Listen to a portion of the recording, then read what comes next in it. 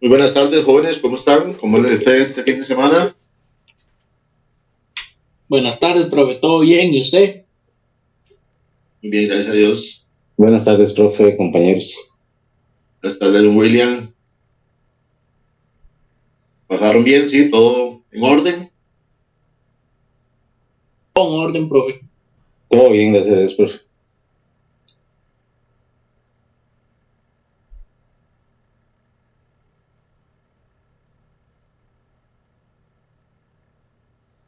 Ok, vamos a iniciar con la clase de hoy. Vamos a ver, ¿teníamos algo pendiente, jóvenes? ¿Me recuerdan? ¿Sí? ¿En qué quedamos? Profe, la semana pasada solo hicimos el quiz. El quiz, correcto, sí. Muchas gracias, Kendall. Entonces vamos a revisar ese quiz un momentito, para que no se nos vaya a quedar ahí. Regálenme un momentito para buscarlo.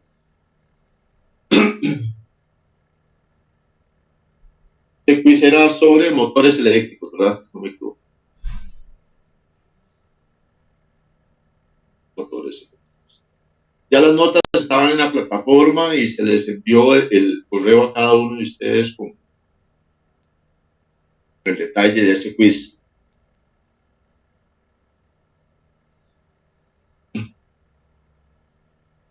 Ok, entonces revisemos el quiz un momentito, nada más para asegurarnos.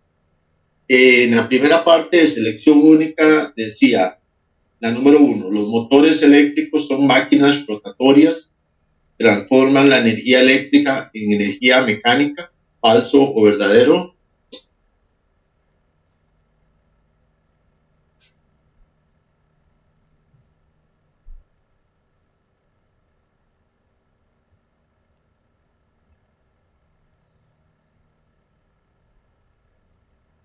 Era, muchachos, falso o verdadero.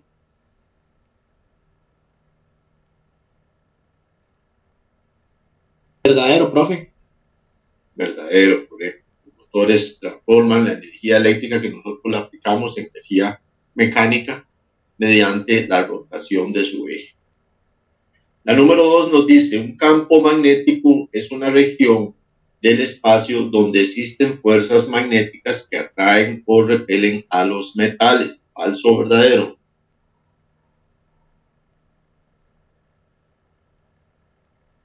Verdadero, profe. Correcto, Kendall, verdadero. La número 3 dice, el principio de funcionamiento del motor eléctrico se basa en la número 1, fuerza de atracción, la 2, fuerza de repulsión, la 3, campo magnético y la número 4, todas las anteriores. ¿Cuál era la correcta? Todas las anteriores, profe. Correcto. Todas las anteriores, la respuesta correcta.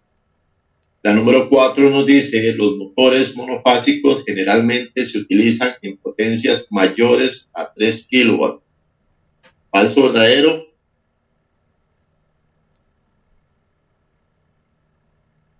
No, profe. Falso, profe. Falso, correcto. Los motores monofásicos son de potencias menores, no potencias mayores a 3 kilos, son potencias menores.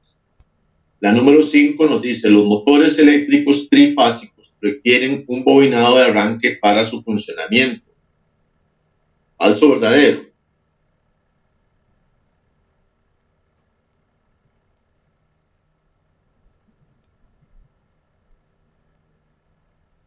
Falso, profe.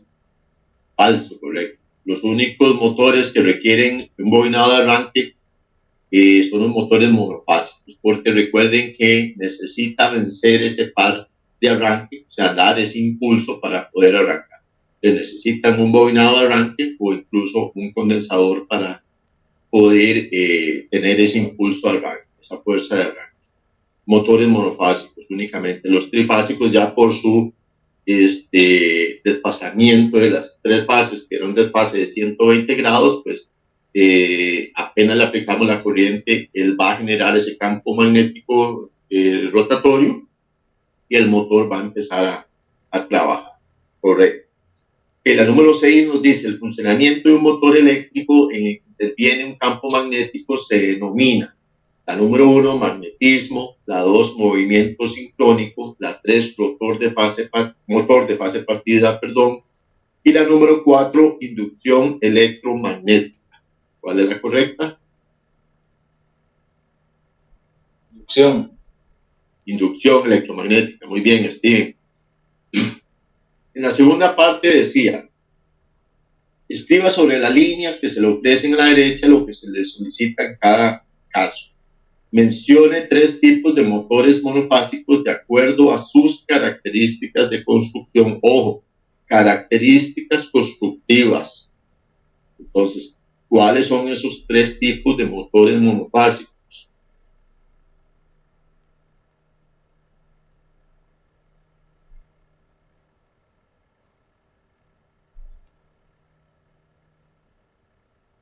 Motor monofásico y fase de partida. Correcto. Segundo. Motor monofásico de fase partida con arranque por condensador, profe. Correcto. Y la número 3.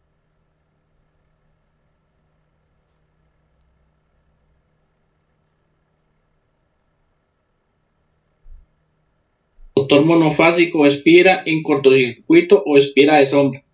Correcto. Muy bien. Esos son los 3 tipos de motores de acuerdo a características constructivas. Son las diferencias. La siguiente dice, mencione 2 ejemplos de capacitores utilizados en arranque de motores eléctricos. Ejemplos de capacitores para arranque de motores, no de construcción, o sea, no cómo se construyen los capacitores. Algunos me pusieron capacitores electrolíticos, capacitores secos.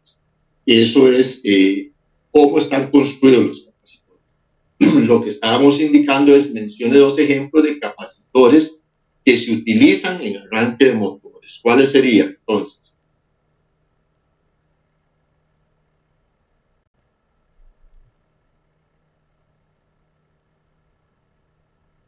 Profe, capacitor con relé y capacitor de arranque. Capacitor de arranque es uno, correcto. El otro. De marcha. Marcha, muy bien. El capacitor de marcha o capacitor principal o capacitor de trabajo. Ese es el que siempre permanece conectado. Y el capacitor de arranque, pues obviamente, como su nombre lo dice, va a trabajar únicamente al momento del arranque. Como les indiqué, no se pidió tipos constructivos, o sea, cómo estaban construidos los capacitores, sino únicamente el nombre que reciben los capacitores de acuerdo a su utilización. La siguiente dice, mencione 3 ejemplos de equipos o máquinas que utilizan motores monofásicos. De esto tenemos muchos ejemplos. Algunos, 3. Compresores. Compresores, muy bien. De agua. Correcto. Elevadores. Muy bien, lavadoras. Bueno, hay mucha variedad, ¿verdad? Tenemos ventiladores, lavadoras, esmeriles, compresores, casi todo lo que trabaja a nivel de 120 voltios son motores de tipo monofásico que son muy utilizados en nuestra vida cotidiana para facilitar el trabajo. La número 4 dice, mencione 2 tipos de conexiones utilizadas para arranque de motores eléctricos trifásicos, no monofásicos, sino trifásicos. 2 tipos de conexiones trifásicas, que las vimos al puro final, las conexiones trifásicas. Conexión de triángulo. Triángulo o delta, correcto. ¿Cuál otra? La estrella. Estrella, muy bien, perfecto. La estrella y triángulo o delta.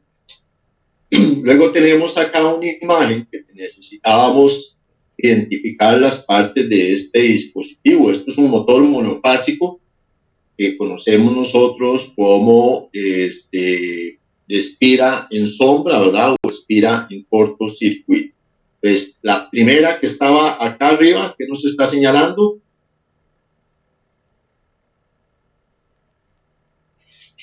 Las espiras en corto, profe. Expira en corto o expira en sombra, correcto. esta otra que está aquí al costado,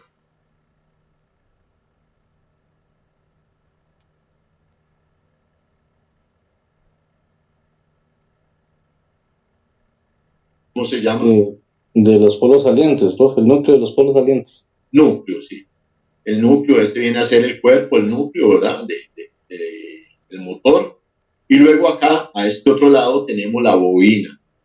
La bobina para energizar y producir esa fuerza electromotriz dentro de ese motorcito. Luego teníamos la imagen de este dispositivo. ¿Qué tipo de dispositivo es este? Bomba de agua.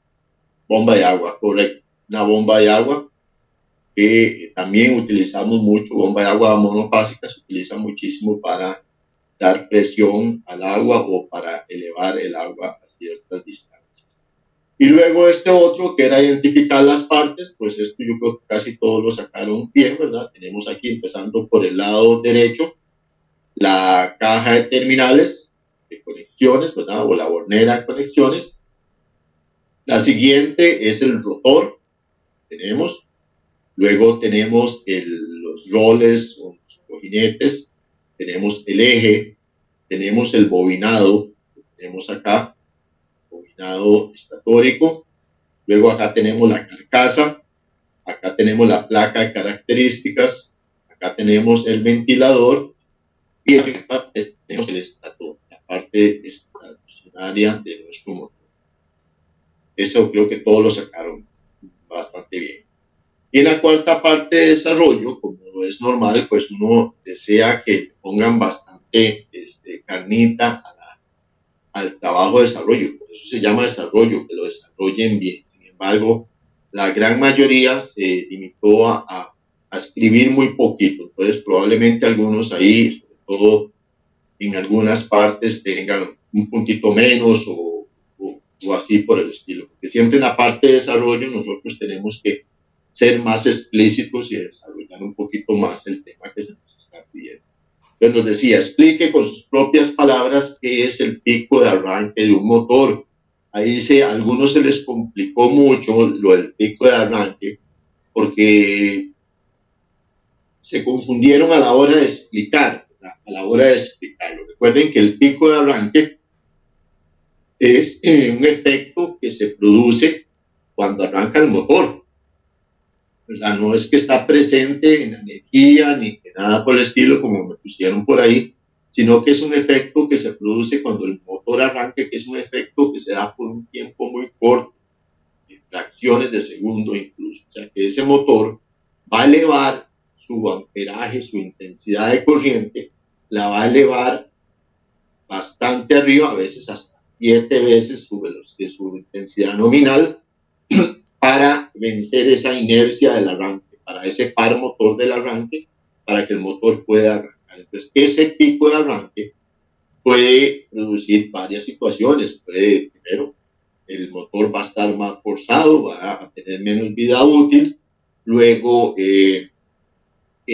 va a producir efectos también en los mismos conductores, va a producir efectos en la misma red eléctrica, porque va a haber como cuando chupamos energía, ¿verdad? Que hay un alto consumo, él va a sustraer la energía de la red y los demás dispositivos que estén conectados a la red van a sufrir por ese bajo lazo.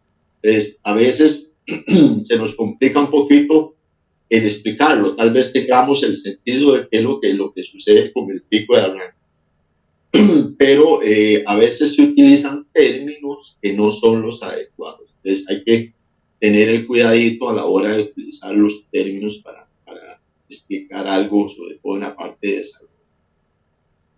El número 2 decía, explique con sus propias palabras la función del interruptor centrífugo en un motor eléctrico motor. Vean que las dos de desarrollo dice, explique con sus propias palabras, no es buscar ahí en Google y poner lo que nos diga Google, es explicar con nuestras propias palabras. Entonces, ¿cuál es la función del interruptor centrífugo en un motor eléctrico monofásico? Pues es el que nos encarga, es un interruptor que se encarga de conectar y desconectar el bobinado de arranque y el capacitor si el motor cuenta con capacitor. Entonces, Recuerden que hay dos tipos de motores monofásicos, está el de fase partida y el de fase partida de arranque por condensador. En uno vamos a tener únicamente bobinado de arranque y en el otro vamos a tener bobinado de arranque más el capacitor, el interruptor centrífugo. Cuando ya el motor alcanzó cierta velocidad, generalmente cerca de un 70%, se va a producir una fuerza centrífuga tal que va a atraer ese interruptor y va a realizar una desconexión tanto del bobinado de arranque como del capacitor para que ya el motor siga trabajando únicamente con su bobinado principal. Entonces, su función principal es conexión y desconexión del bobinado de arranque y del capacitor de los motores monofásicos. ¿Okay? ¿Alguna duda, algún comentario, algún reclamo sobre este quiz que realizamos? ¿Revisaron a ver que todo estuviera bien, que contara bien? Porque yo a veces me equivoco también a la hora de contar puntos.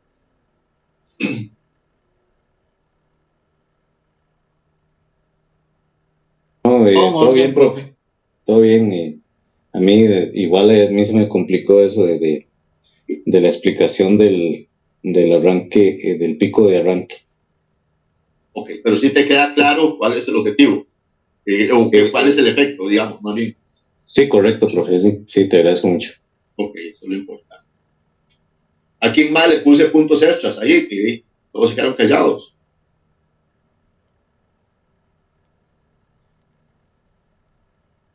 ¿Fue a ustedes que les puse un montón de puntos extras?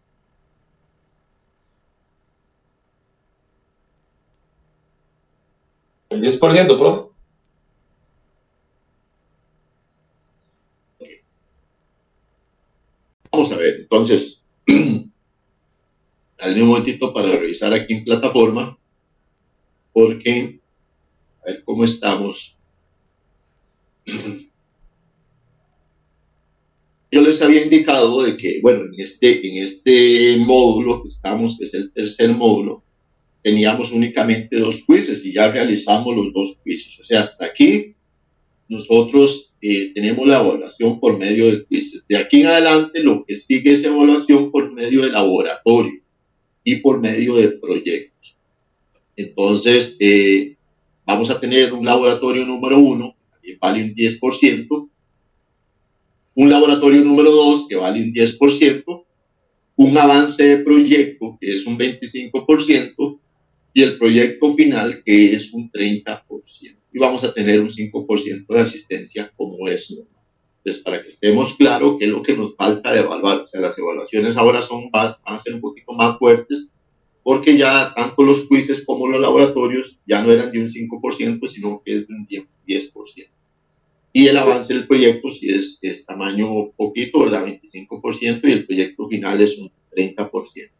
Sin embargo, no se preocupe que no va a ser nada así tan exagerado, tan complicado. Lo vamos a ir viendo poco a poco y yo les voy a ir indicando cómo lo vamos a trabajar. Lo importante es que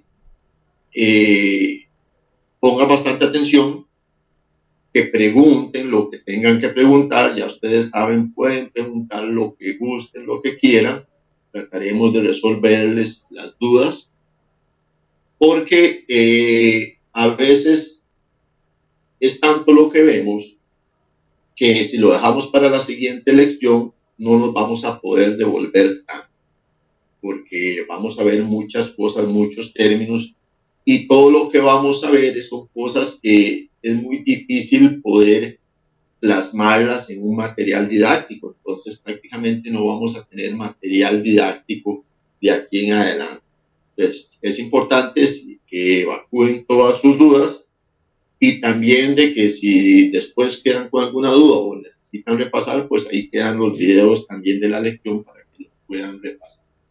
Más sin embargo, no es que la siguiente lección no van a preguntarme sobre algo que vimos anteriormente. O sea, si tienen la duda, pues obviamente me lo preguntan y trataremos de explicarlo nuevamente sin abarcar mucho tiempo, sin perder mucho tiempo, que eso es lo que nos interesa. Entonces, dejando claro esas cosas, ¿verdad? Vamos a proceder a trabajar con la parte de diseño y dimensionamiento de instalaciones eléctricas. Es una parte que también me gusta bastante, es bastante práctica, bastante bonita, porque ya se ven conceptos diferentes de los que hemos estado manejando. Obviamente todo lo que hemos hecho anteriormente, hablar de magnitudes, hablar de un montón de cosas, lo vamos a estar utilizando en esta otra parte. El objetivo era eso, ir preparándolos para llegar a este punto en el cual ya podemos poner más en práctica todo lo que hemos ido aprendiendo en el transcurso de lo que hemos estado estas sesiones atrás. Entonces, vamos a hablar sobre diseño y dimensionamiento de una instalación eléctrica. Y cuando hablamos de una instalación eléctrica, puede ser cualquier instalación eléctrica, no solamente de una vivienda, puede ser de una bodega, de una planta, de edificios, de lo que sea. Siempre que nosotros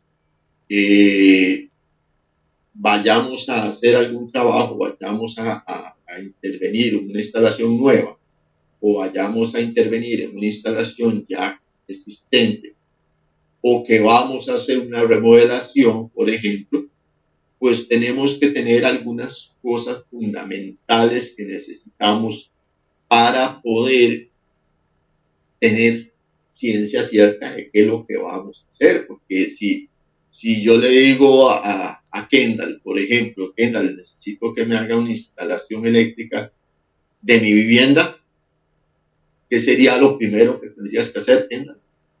Yo te digo, mira, me voy a casar, necesito hacer construir mi casa y ya tengo el maestro de obras, pero necesito a alguien que me haga lo eléctrico. ¿Qué es lo primero que deberías hacer?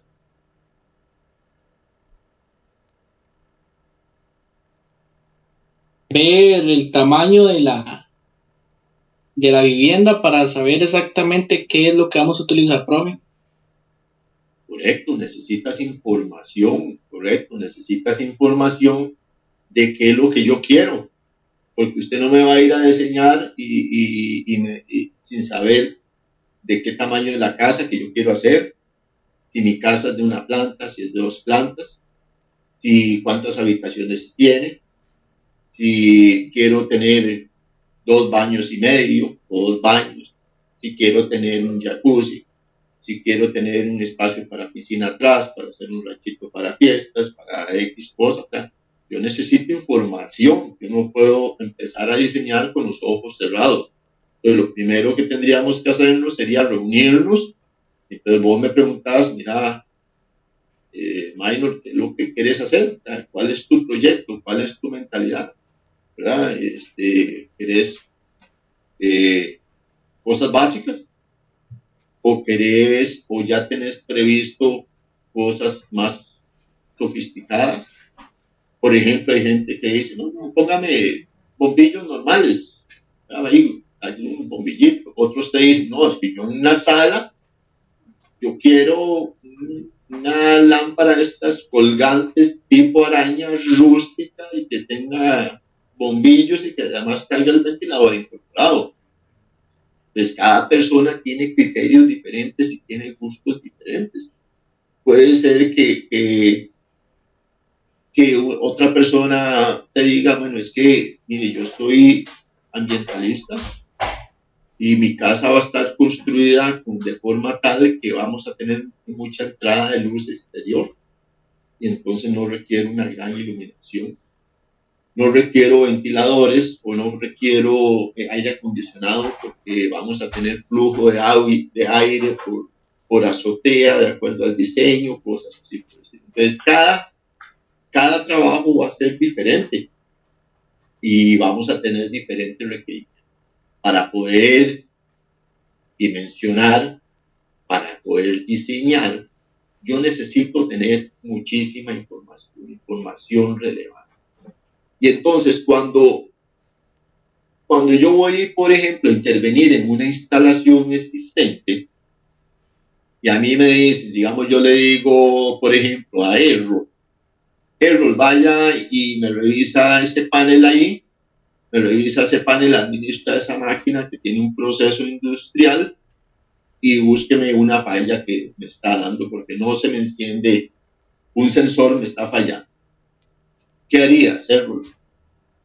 Y yo nada más te digo eso, yo soy tu jefe y te digo, Errol, vaya y me revisa esa máquina, búsqueme el problema, búsqueme la falla.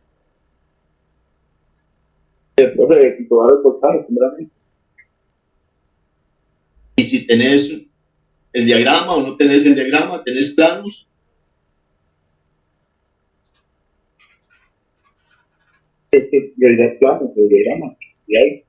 Claro, lo que pasa es que la mayoría de empresas no tienen planos de sus instalaciones. Es una limitante grandísima que tienen los técnicos en las empresas que no tienen planos de sus instalaciones eléctricas.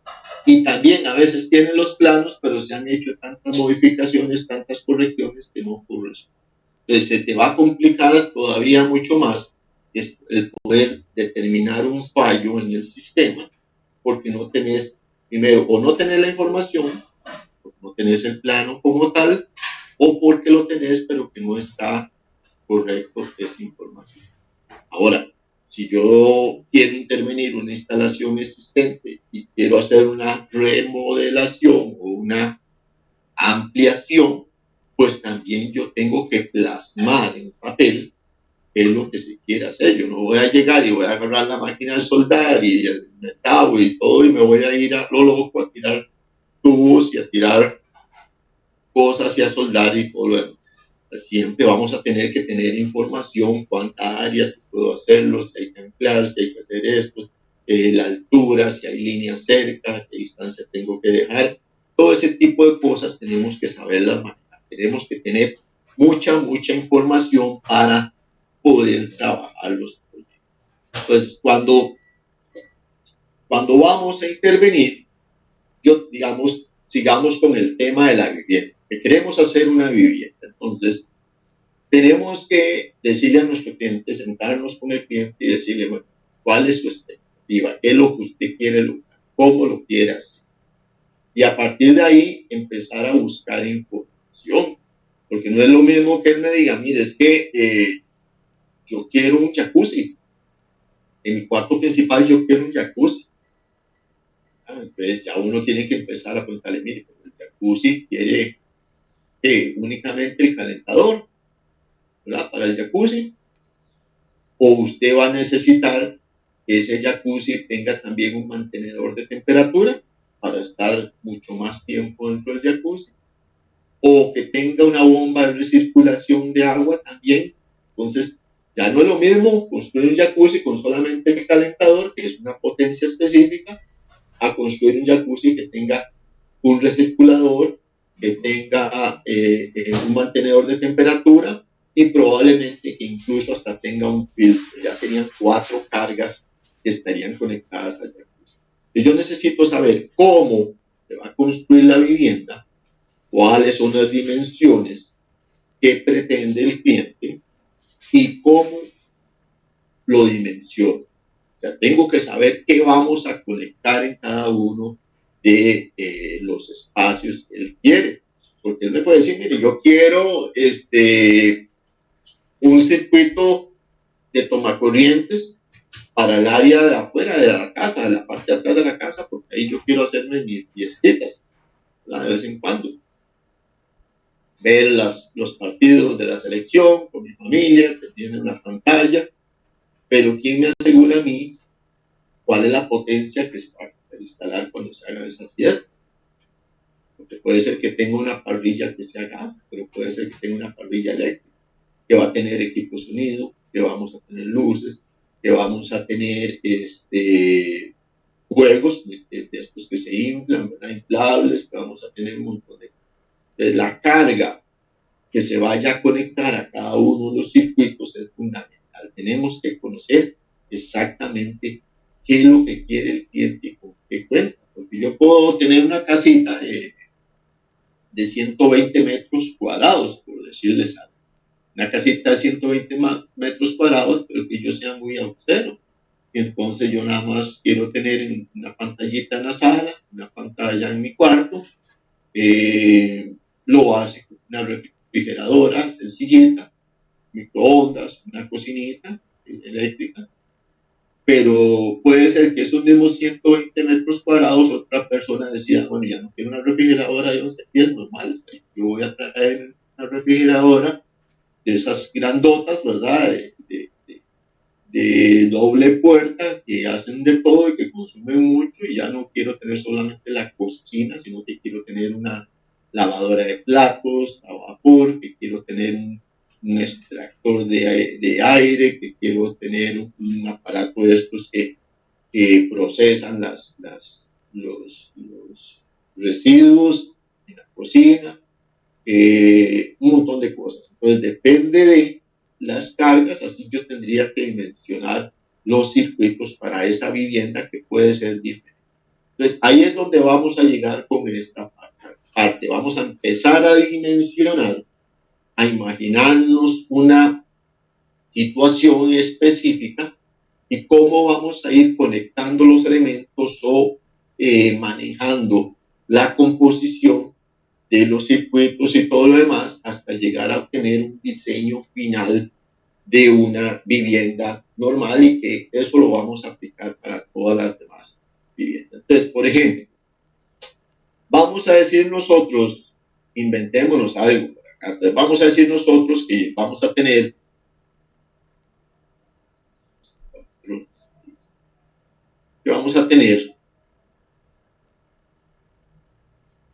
un área como esta.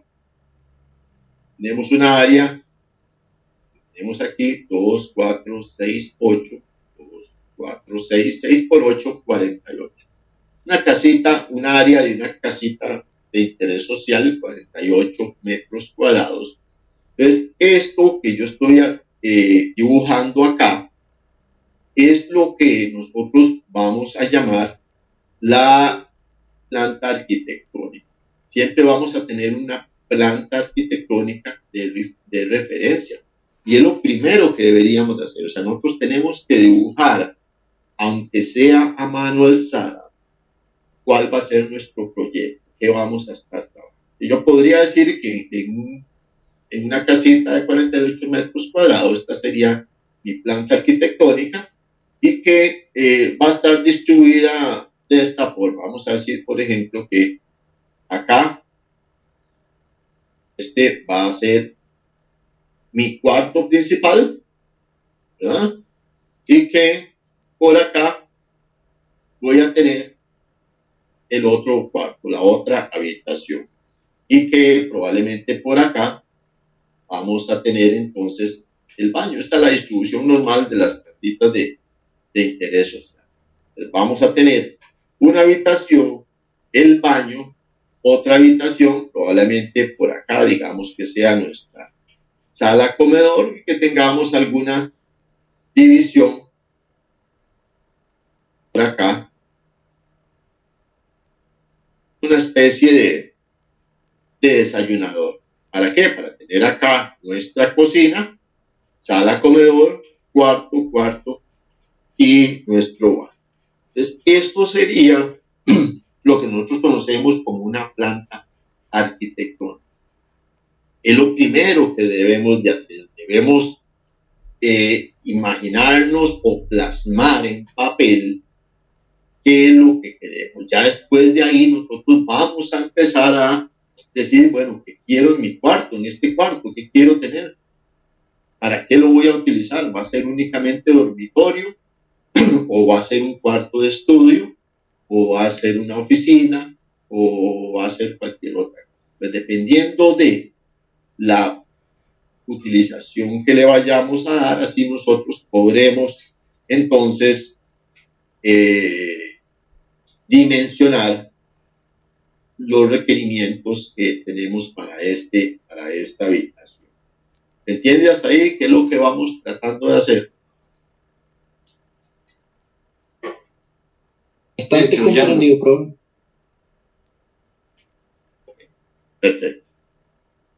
Regáleme un momentito porque hay una compañera que no ha podido ingresar, entonces también para ver qué sucedió.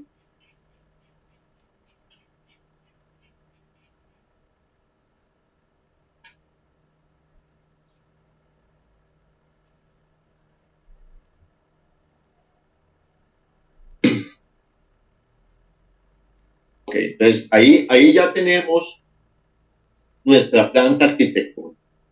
Esa es la planta arquitectónica por la cual yo quiero trabajar. Suponiendo que es una casita de interés social, ¿verdad? Si es una casa, por ejemplo, que sea de 2 plantas, entonces yo haría la planta baja, esta distribución de planta baja en una hoja y la planta alta en otra hoja. Así es como lo trabajaría. Entonces, igual le daríamos, si fuese una casa más grande, pues le daríamos dimensiones más grandes, trabajaríamos espacios, bueno, en este caso hicimos espacios que son de dimensiones muy parecidas, digamos, esta habitación parecida a esta habitación, habitaciones que son de 3x3, de 3x2,5, otras de 4x3, etc. Entonces, cada planta arquitectónica es diferente. Entonces, lo que vamos a trabajar a partir de ahora va a ser el diseño y dimensionamiento de una instalación eléctrica como esta que estamos viendo acá, de una y esto va a ser lo que vamos a hacer acá. Pero para su proyecto final, ustedes van a hacer el diseño, dimensionamiento y diseño de cada una de sus casas, de la casa de ustedes.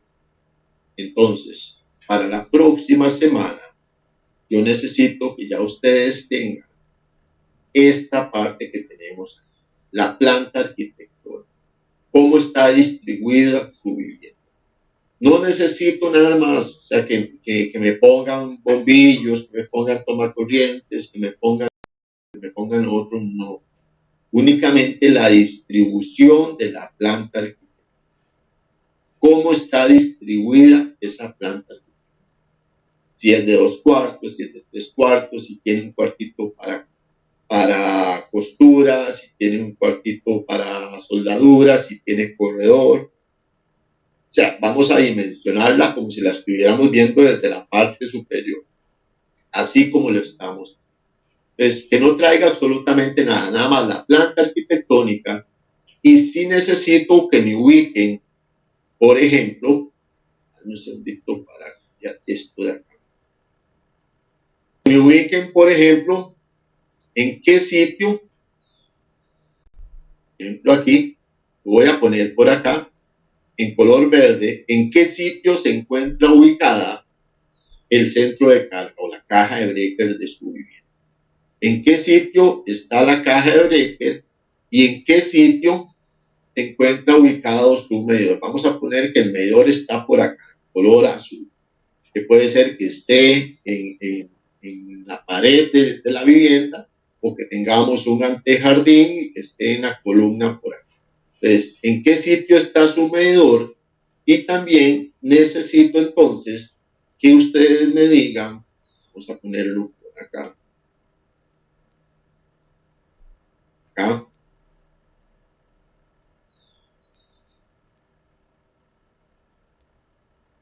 ¿cuál es la distancia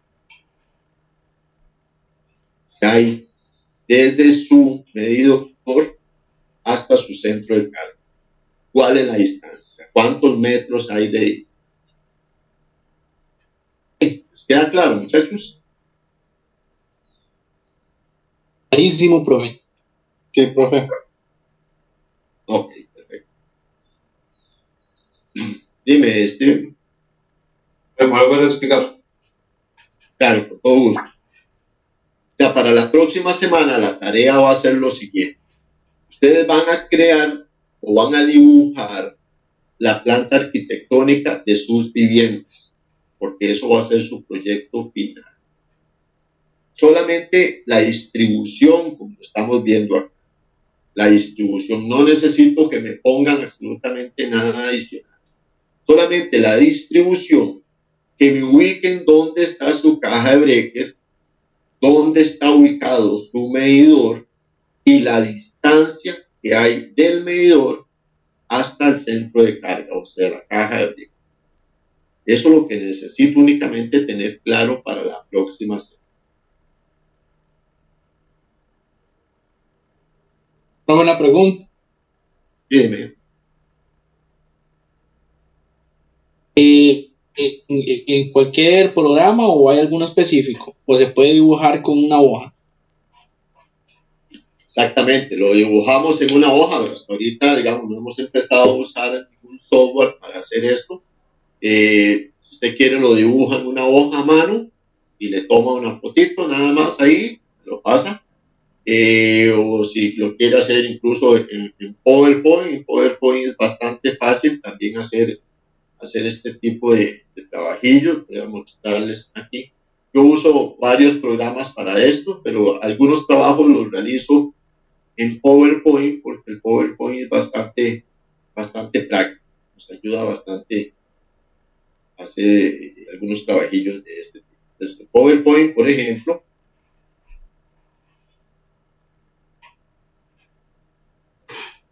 ¿no? PowerPoint es facilísimo. Entonces viene acá en PowerPoint, estando en blanco, insertar, acá, vamos a formas, y aquí están las imágenes en cuadrados. Les hacemos el inicial, ahí tenemos el cuadrado inicial, luego venimos a propiedades si queremos para cambiarle las propiedades de relleno, por ejemplo, yo lo así que es un relleno, entonces ya me hizo mi rectángulo. Estando el rectángulo, pues nada más le doy control C, control V, ahí tengo mi otro rectángulo. Entonces, únicamente es acomodar los rectángulos y vamos logrando más o menos lo que hicimos con el otro. Hay muchas formas de hacerlo. Entonces, en PowerPoint da mucha facilidad también, es bastante práctico y bastante fácil. Pero no necesitamos nada así profesional, en realidad lo que necesitamos es tener claro cuál va a ser su proyecto de final, para que después, cuando ya estemos al final, no vayamos a variar el proyecto. Entonces, ven que es muy sencillo. PowerPoint es muy similar al programa que yo utilizo. Yo puedo acomodar los elementos, darles dimensión. Prácticamente estoy obteniendo lo mismo que hice en el otro. Entonces, lo pueden hacer a mano si quieren, con una reglita, y le sacan una fotito y me lo envían. Lo hacen en PowerPoint, lo hacen en cualquier programa. No es nada sofisticado, ¿verdad? Sí, únicamente tener claro qué es lo que queremos. Profe, ¿y se lo enviamos por WhatsApp o habilitas una tarea? Yo voy a habilitar en la plataforma, va a estar ahí habilitada una tarea y ustedes nada más lo suben ahí, por favor. Perfecto, profe, gracias. Nada más le ponen, recuerden que lo hacen en PDF y le ponen tarea y su nombre, tarea 1, su nombre, para que quede habilitado ahí en la plataforma.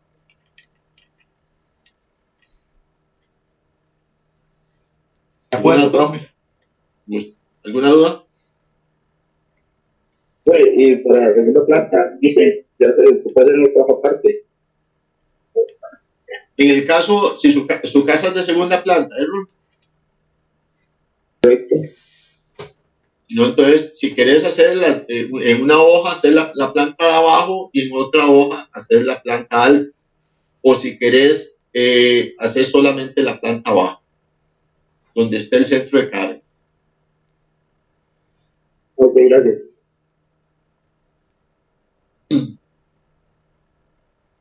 ¿Alguna otra duda? No, todo bien, profe. Oh, perfecto, gracias, William. Entonces, déjenme eliminar esto de acá un momentito para...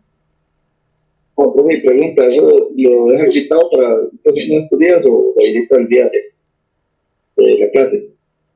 No le copié ahí, ¿cómo es? Profe, yo creo que el compañero dijo que si habilitas la tarea el mismo día de clases o la habilitas en estos días.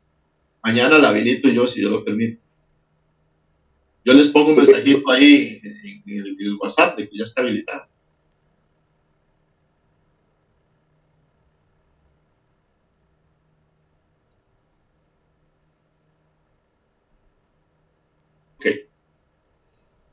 eso es la tarea para ir avanzando en lo que vamos a ocupar después para el proyecto, para la realización del proyecto. Ahora vamos a ir trabajando sobre la parte de dimensionamiento de una instalación eléctrica como tal, cómo la vamos a empezar a hacer desde cero. Entonces ya dijimos que lo primero que vamos a hacer es preguntarle al cliente qué es lo que quiere y con base a eso, pues nosotros vamos a empezar a diseñar su instalación eléctrica. Y esto va a ser parte del laboratorio número 1 y del laboratorio número 2, lo que vamos a ver a partir de ahora. Entonces vamos a definir una planta arquitectónica y todos vamos a estar trabajando con esa misma planta arquitectónica. O sea, para el laboratorio 1 y para el laboratorio 2 vamos a estar trabajando con la misma planta arquitectónica todos, es la que vamos a ver ahora. Y para el proyecto final, cada uno va a trabajar su planta arquitectónica por separado, que es la que van a hacer de cada una de sus viviendas. Y luego vamos a ver cómo paso a paso se tiene que hacer esa parte. Primero vamos a ver un poco la parte teórica, que cuesta mucho plasmarla en material didáctico. Entonces es lo que vamos a ver en esta lección y la lección de la próxima semana probablemente, si nos da. Pues esto sí tiene que quedarles suficientemente claro. O sea, vamos a trabajar esta planta arquitectónica únicamente para laboratorio 1 y laboratorio 2. Entonces, aquí tenemos una nueva planta arquitectónica. Esta planta arquitectónica que les estoy mostrando es similar a la que vimos anteriormente. Vamos a decir que esto es una habitación, que esto es nuestro baño, y aquí tenemos la habitación principal, que en esta zona va a ser la zona de sala-comedor, esta zona va a ser la zona de la cocina, y acá, en este otro espacio, que es el adicional que tiene la que habíamos hecho, esto lo vamos a llamar cuarto de pilas. Este va a ser nuestro cuarto de pilas. Ok, entonces, una vez que yo tengo mi planta arquitectónica y que ya conozco cómo está distribuida, pues yo tengo que ya empezar a dimensionar. Primero le voy a poner los nombres. Pues yo tengo aquí mi habitación 1, baño, habitación principal, cuarto pilas, cocina y sala.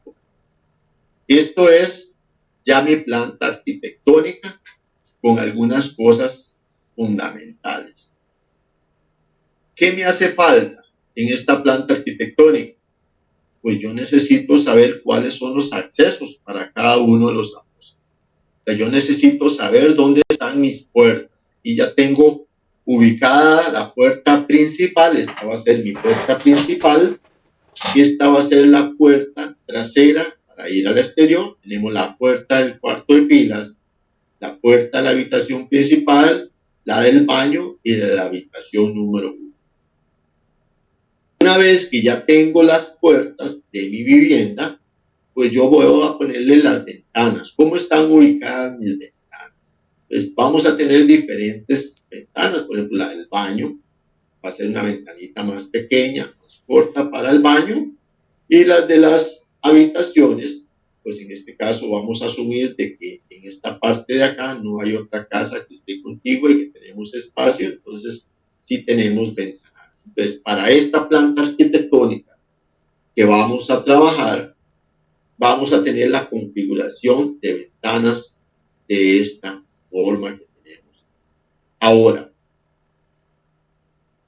sí, ya conozco la distribución de la casa, ya conozco dónde están las puertas, ya conozco las ventanas. ¿Qué me falta? ¿Qué es fundamental para yo empezar a trabajar en esta instalación? ¿Dónde está el centro de cargas? Me hablaron como 3 al mismo tiempo y no pude entenderles. Dimensiones, profe. Correcto, las dimensiones, porque hasta ahorita no sé cuánto mide la casa. no sé cuál es la área. Este cuarto podría ser de 3x3 o podría ser de 5x5 o de 2x3, no sé las dimensiones. Yo necesito dimensionar mi vivienda, mi espacio. Y para eso, cuando nosotros hacemos diagramas, cuando hacemos esquemas o planos, recuerden que hay normativa para la simbología. Cuando vemos diagramación, que hay tipos de esquemas unipilares, están los multipilares, están los topográficos, que tenemos tipos de diagramaciones, diferentes tipos de simbologías, etc. Entonces, las dimensiones de la vivienda también tienen algunas características específicas que se deben de respetar.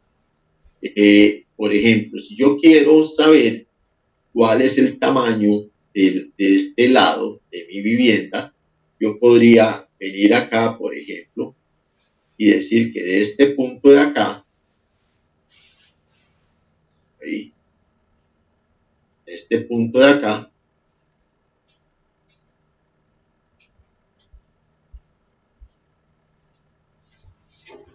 yo voy a decir cuánto mide esto.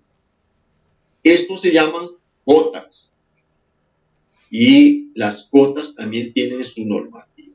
Las cotas me dicen que yo las puedo identificar de diferentes formas, tiene diferentes formas de realizarlas, de simbología, pero lo que hacemos, lo tradicional, es definir los espacios, los puntos de uno a otro lado donde deben de llegar las cotas y les ponemos una línea, que es la línea que nos va a decir exactamente cuál es el punto exacto para trabajar. Entonces, en este caso, voy a ponerle esta línea aquí un poquito grande, no importa, vamos a hacerlo así, voy a traerle, la voy a ponerle otra. Entonces, esto me dice que desde este punto hasta este otro punto es una distancia continua. Eso me dice que es una distancia continua. Ahora, si yo quiero decir que en este punto tengo otro corte, que en este punto de acá tengo otro corte, que acá tengo otro corte, le voy dando diferente dimensionamiento a mis líneas, a mi diseño.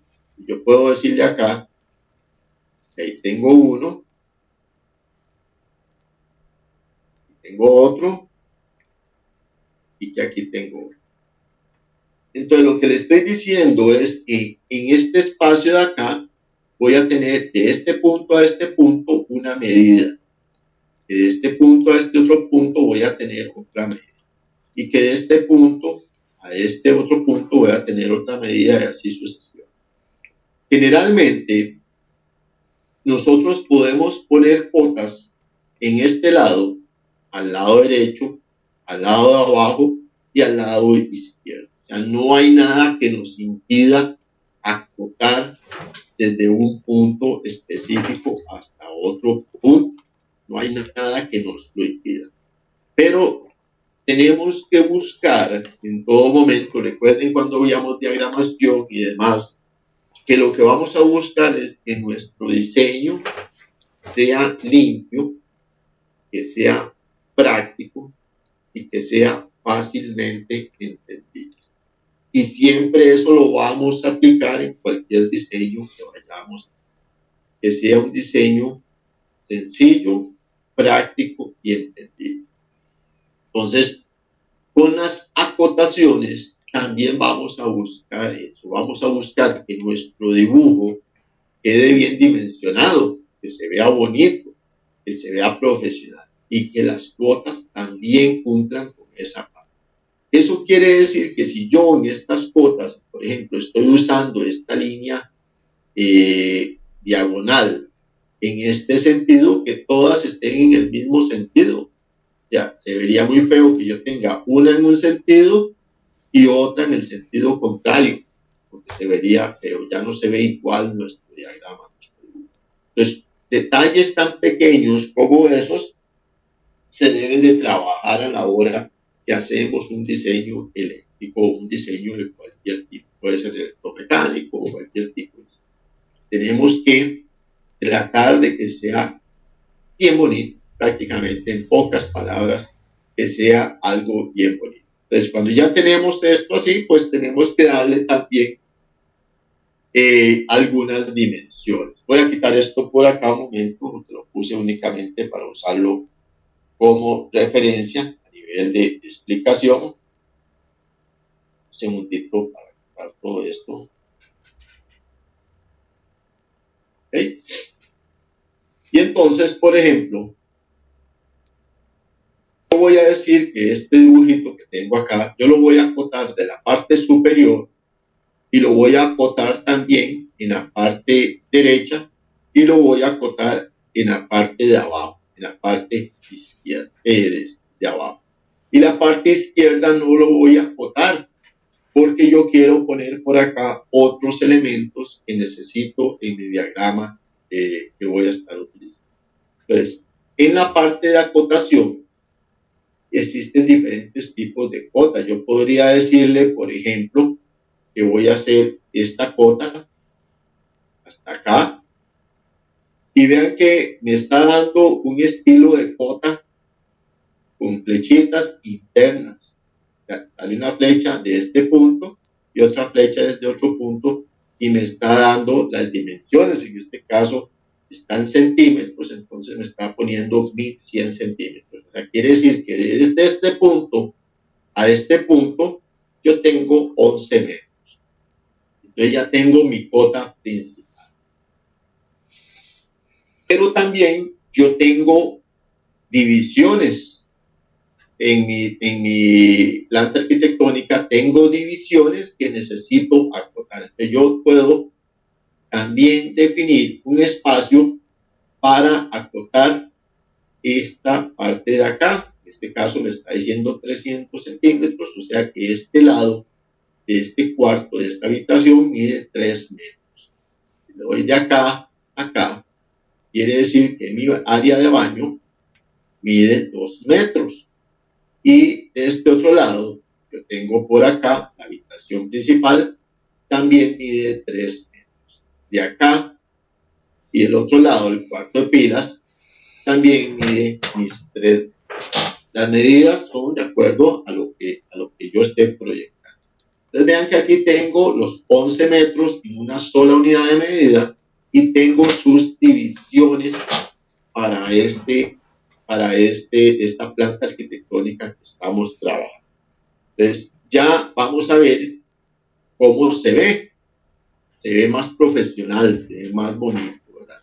Ahora, si yo quiero acotar este otro espacio de acá, al lado derecho, pues yo también debería tomar en consideración los cortes que tengo. Por ejemplo, el baño no es de 3x3, el baño es de 3 y tiene otra división acá. Entonces yo tengo que hacer esa división de mi baño, acotarla, para que me diga que es de 2 metros acá. Entonces esa es la división de mi baño. Tengo otra acá, que es la otra parte. Voy a ponerla por acá. Y luego voy a tener otra división hasta el desayunador acá. El desayunador, porque también yo voy a tener un espacio ahí que estoy utilizando. Y luego voy a tener otra división que va del desayunador hasta la otra pared de mi planta arquitectónica. Entonces ya tengo las divisiones que se ven desde el lado derecho.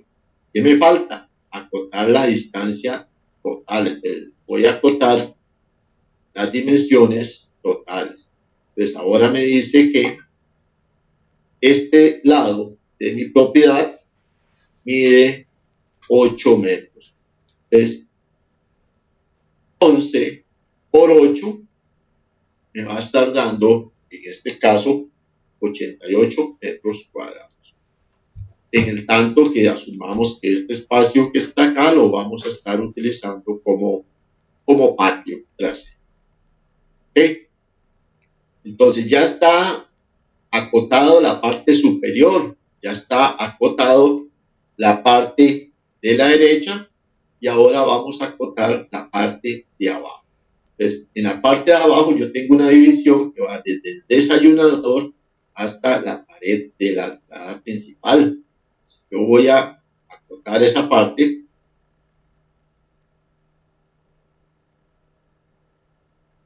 Y lo tengo. Y voy a acotar la otra parte que va del desayunador hasta el espacio de la cocina. Ahí lo tenemos. Y si quisiera también puedo acotar entonces de la cocina hasta este espacio para lograr obtener entonces cuál va a ser esa área de mi patio. Entonces ya ahí tengo las cosas. Entonces vean que vamos a ver ahí se logra ver bien. Un poquito más grande. Todo bien, profe. Ok, perfecto.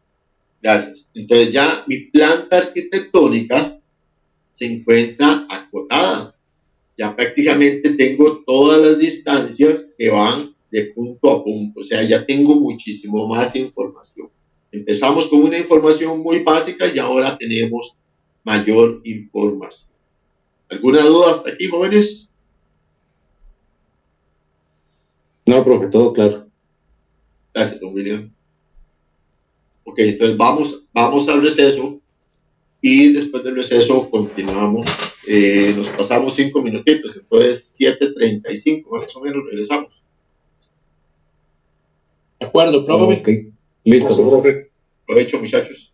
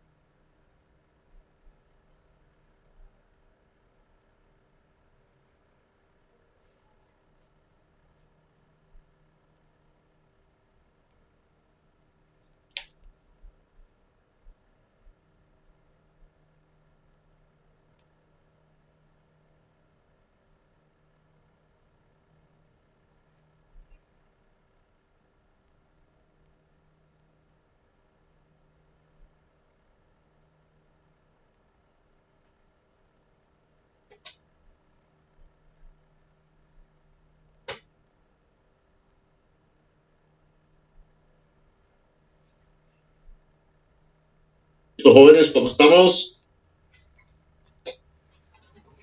Listo, profe. Listos. Ok, perfecto. Entonces, continuamos. Déjenme nada más quitar esto que puse por acá. Entonces, dar todas las cosas que vamos a hacer.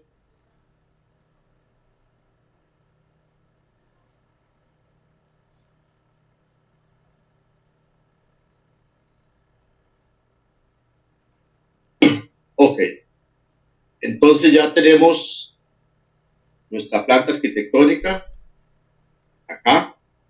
Esta es mi planta arquitectónica.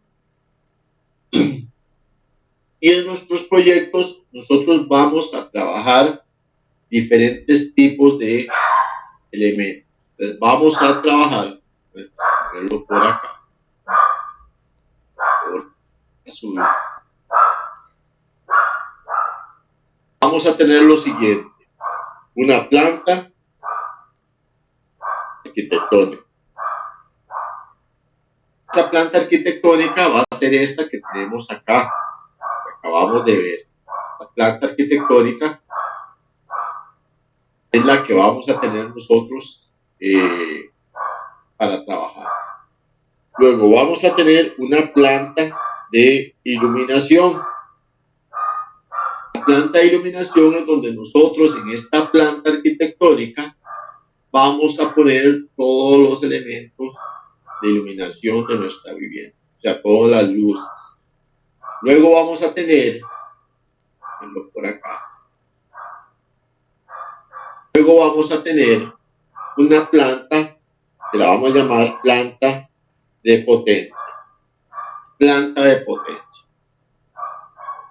Vamos a tener en la planta de potencia todos los tomacorrientes generales que se utilizan para la vivienda y también los tomacorrientes especiales.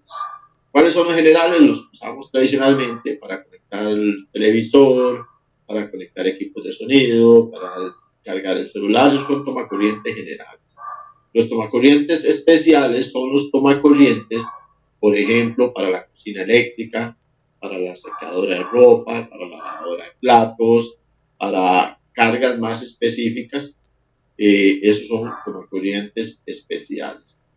Entonces vamos a tener planta arquitectónica, planta de iluminación, planta de potencia y vamos a tener otra parte que se llama unifilar.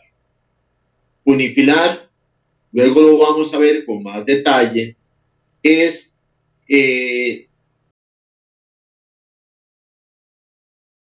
nuestra planta arquitectónica para indicar la cometida principal que va a venir de la empresa eléctrica, que va a pasar por el medidor. Una pregunta. Dime. ¿Me quedan? ¿Aló? Dime. No.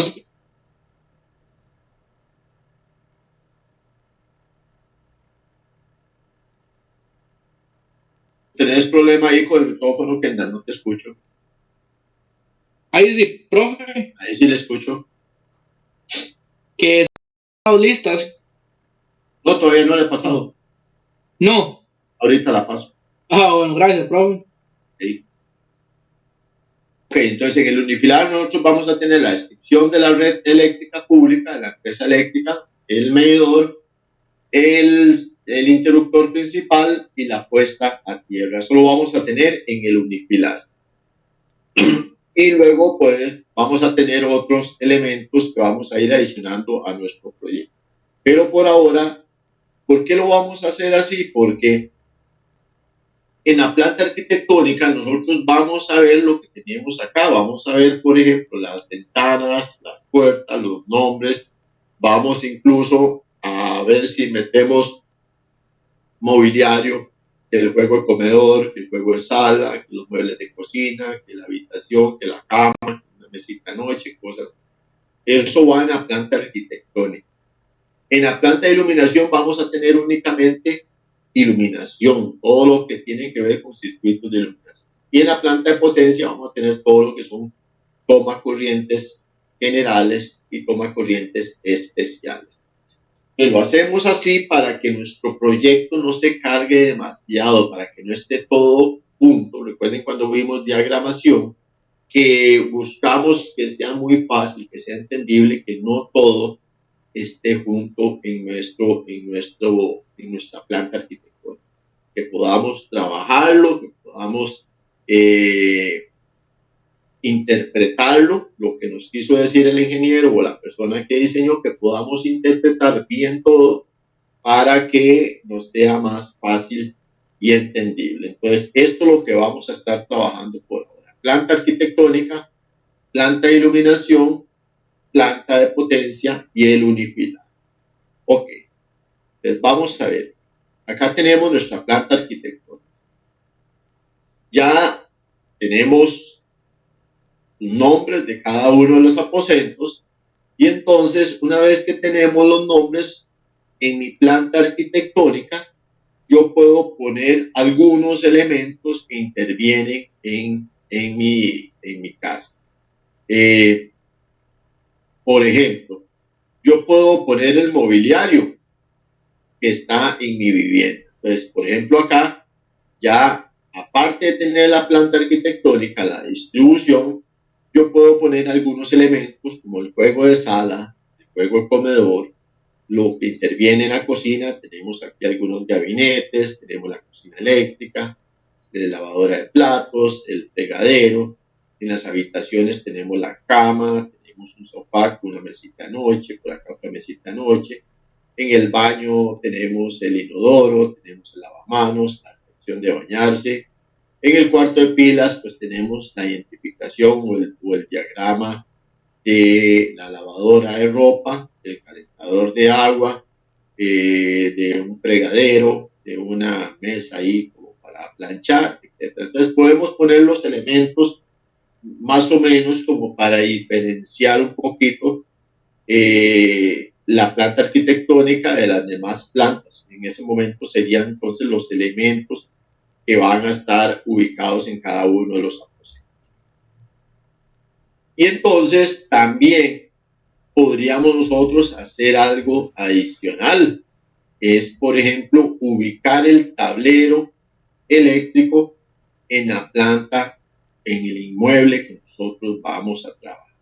Entonces, por ejemplo, si yo tengo mi planta arquitectónica, voy a dejar los nombres acá.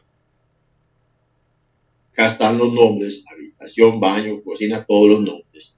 Les pregunto, ¿cuál sería la ubicación ideal para mi centro de carga?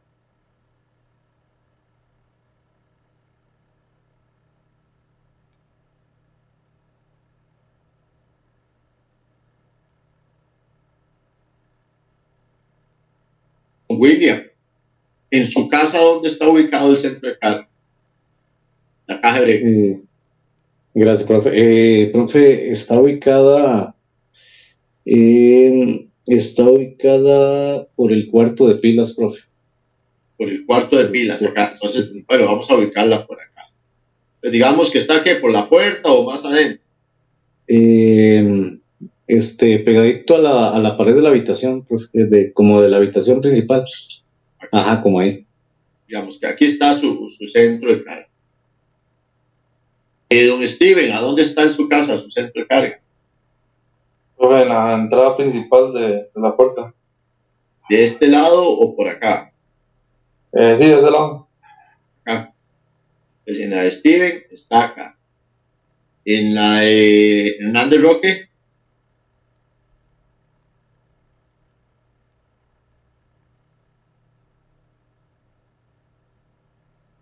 Está Hernández Roque. Don Errol, en su casa, ¿dónde está? Profe, afuera de la casa, en la cochera. ¿A dónde? En la cochera. En la cochera, pero por el lado afuera de la casa. Sí, señor, correcto, por el lado afuera de la casa. Bueno, digamos que están todas como por acá. Sí, más o menos. Kendall, en su casa, ¿dónde está? Profe, está como en la habitación principal por la puerta. Y en la habitación, como por aquí, en la entrada principal. Por ahí, profe. Me falta ahí Alvarado, pero me dice que está sin... Alejandro, que está sin micrófono hoy.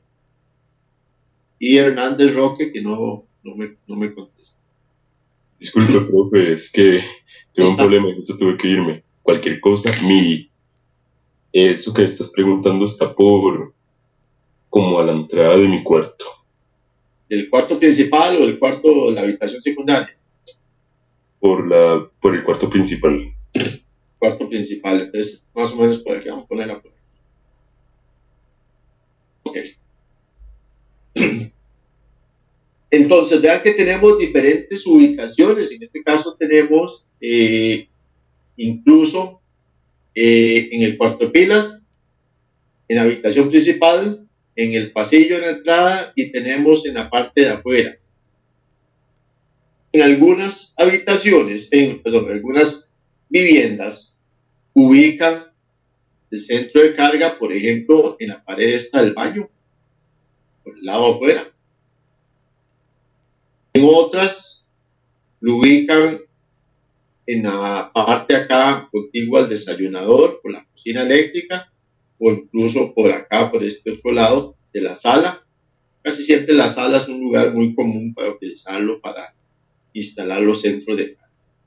Y otros lo instalan en la cocina. La gran mayoría instalan los centros de carga en la cocina. Entonces, vea que tenemos muchos puntos de instalación que son muy comunes, muy frecuentes. La pregunta es, ¿cuál es el lugar ideal para instalar mi centro de carga?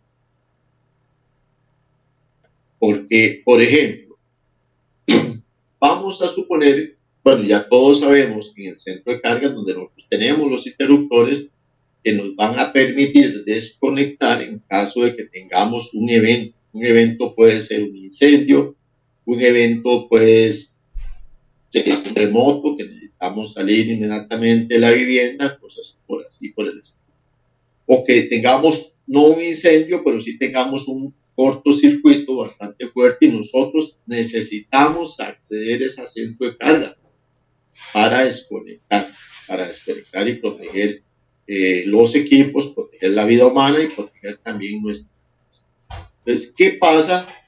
Por ejemplo, el compañero que tiene el centro de carga ubicado acá en el cuarto de fila. ¿Sería lo conveniente? ¿Es lo conveniente que esté en ese punto?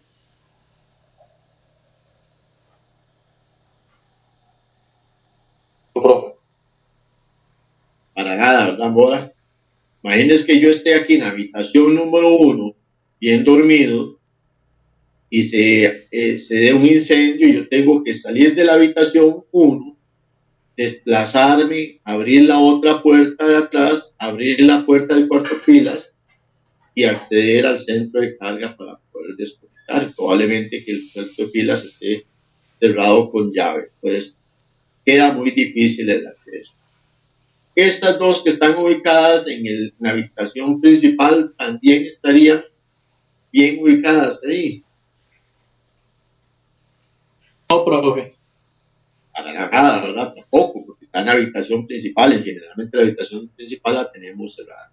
Igual tendríamos que accesar a la habitación para poder desconectar. Y recuerdo que estamos hablando de una emergencia, algo que tenemos que hacer inmediato y que generalmente cuando es una emergencia nuestra adrenalina nos hace un poquito torpes, ¿verdad? Para tomar decisiones. Entonces no es el lugar adecuado. ¿Qué pasa en esta que está ubicada en la cocina? Estas dos que están ubicadas en la cocina. Yo diría que esas sí están bien, profe, porque son más fáciles como de acceder a ellas, ¿no? La gran mayoría están en la cocina, ¿verdad? Y la gente cree que por estar en la cocina, pues son de más fácil acceso. Pero, ¿qué es lo que pasa? ¿A qué altura van ubicados los centros de carga? Los centros de carga generalmente van a 1,70 m, máximo 1,80 m de altura. Y en la cocina nosotros vamos a tener fregadero, vamos a tener cocinas, vamos a tener muebles que pedir el acceso al centro de carga.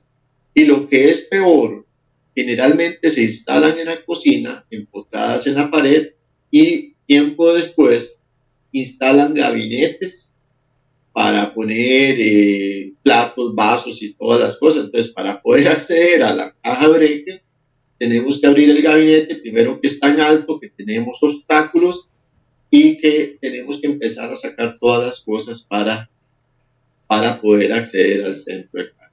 Pues tampoco sería un buen sitio para acceder al centro de carga.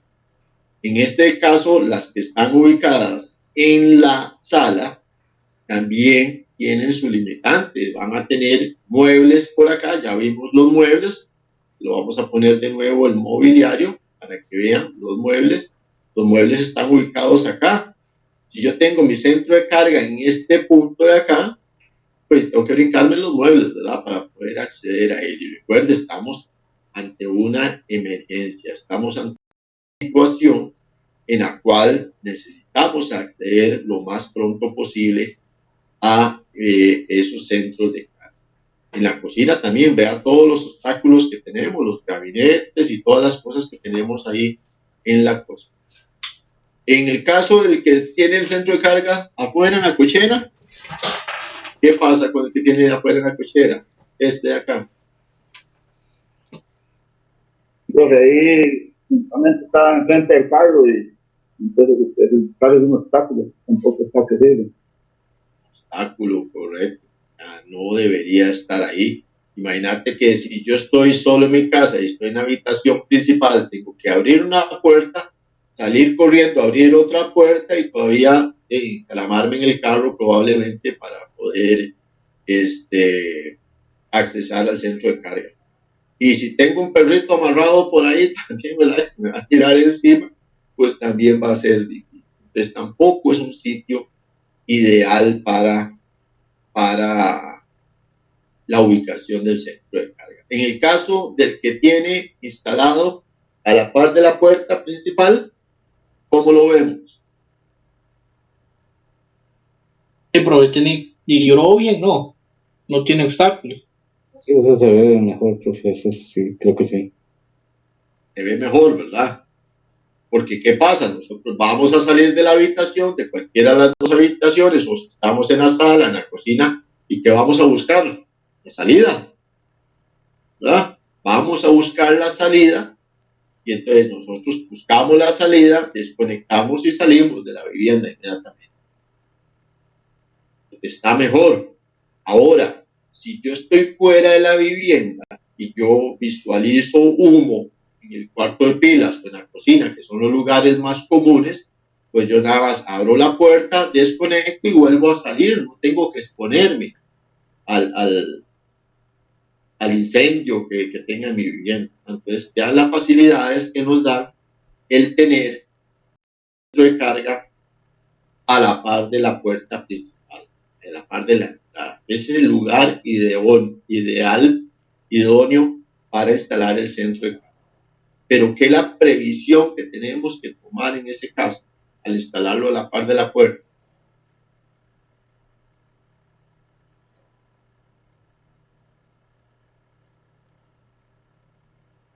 No quede detrás de la puerta, profe. Exactamente, Erro, exactamente. Porque si la puerta abre hacia el lado donde está mi centro de carga, me lo va a obstruir, ¿verdad? Yo necesito que mi centro de carga esté ubicado al lado contrario del lado donde abre mi puerta. Esté, en este caso, ubicado en este punto de acá, porque la puerta va a abrir hacia la pared de la habitación. Entonces, si mi centro de carga está ubicado acá, detrás de la pared de la puerta, va a quedar tapado por la puerta. Entonces, yo ubicaría mi centro de carga en un sitio en el cual me quede libre, ya que yo abro la puerta y mi centro de carga me queda libre y con acceso. ¿Se entiende? ¿Cuál es la idea, jóvenes? Correcto, profe. Ok, perfecto. Entonces ven por qué queremos hacer el proyecto sobre sus propias viviendas. Porque lo que vamos a hacer es cambiar la forma en que está en este momento sus instalaciones eléctricas. O sea, decir, bueno, esta es la forma ideal en que debería estar.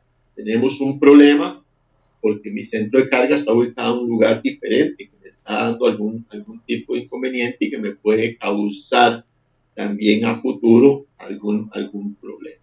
Y no solamente en la ubicación del centro de carga, luego vamos a ver cómo también en la parte del diseño van a intervenir un montón de factores que nosotros tenemos que considerar cuando hacemos un diseño eléctrico, ya sea de una vivienda, de una fábrica, de un apartamento, una bodega, lo que sea. Porque esto mismo que estamos haciendo acá aplica para todo. O sea, no es diseñar por diseñar. Yo tengo que ir viendo y analizando qué me voy a encontrar a futuro. Tengo que ir pensando en el futuro. ¿Qué va a suceder? Y cómo debo de reaccionar yo, pero también cómo va a tener que estar reaccionando los equipos que yo voy a estar conectando a mi sistema eléctrico. Hasta ahí es donde vamos a ir nosotros. O sea, no es decir, bueno, yo voy a hacer esto así, lo voy a hacer así, porque así funcione, porque siempre lo he hecho así, como dicen los maestros de obra, los constructores. No, yo hago la instalación porque yo siempre las hago y yo sé cómo es y hacen cosas por costumbre, no por criterios técnicos ni ni criterios de seguridad. Es lo que nosotros tenemos que contemplar siempre.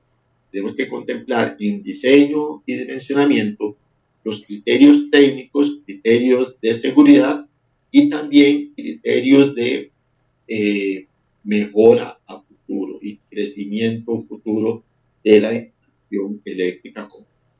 Entonces, en este caso, la ubicación ideal de mi tablero sería contiguo a la puerta de entrada principal y mi tablero debería quedar en esta posición que tenemos. Acá tenemos el tablero, lo acabo de poner, se llama TP01 y este va a ser mi tablero principal que va a estar ubicado acá. Yo les decía que vamos también a utilizar para esta vivienda que tenemos acá un diagrama unifilar. Ese diagrama unifilar lo que me va a representar es la conexión que yo voy a tener de la energía eléctrica de la empresa eléctrica para mi vivienda.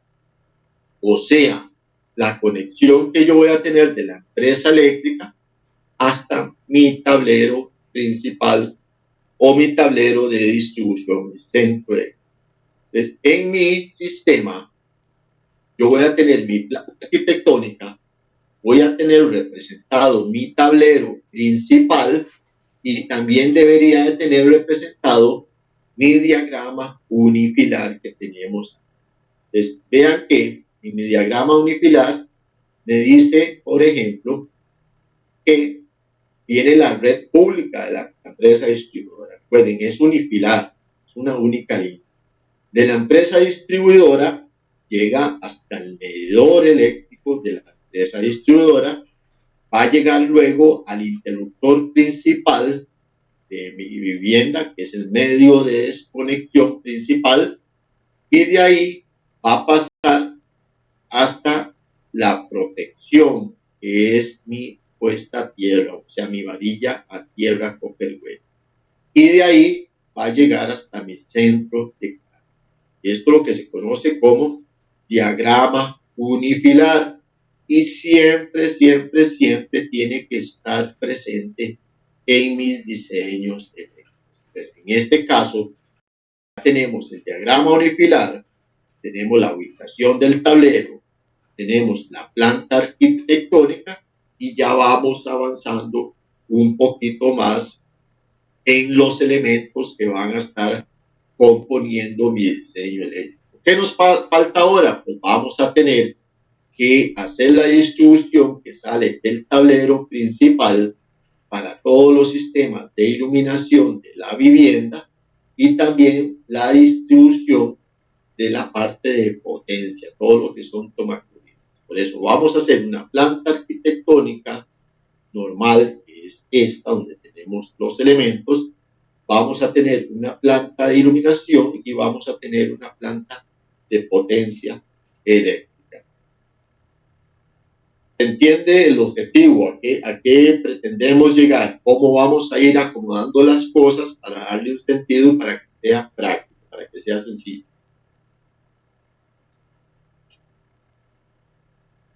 Sí, profe, muy claro. Gracias, William. Dale un momentito para ver lo de la asistencia. Profe, entonces así hay que hacer los... ¿Perdón? Así hay que hacer los trabajos, así como pareció eso. Sí, cuando ya veamos el software y todo, entonces ya vamos a ver que nos va a ir quedando algo similar a eso.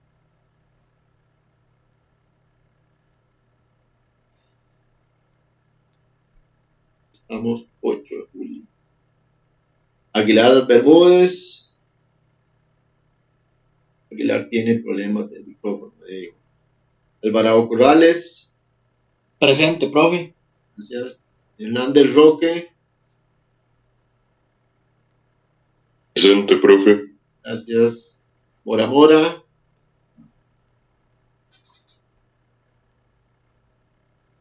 Presente, profe.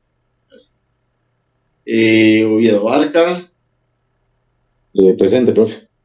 Gracias. Picado Mora. Presente, profe. Gracias. Y Ríos Macís. Dios Macís no pudo conectarse.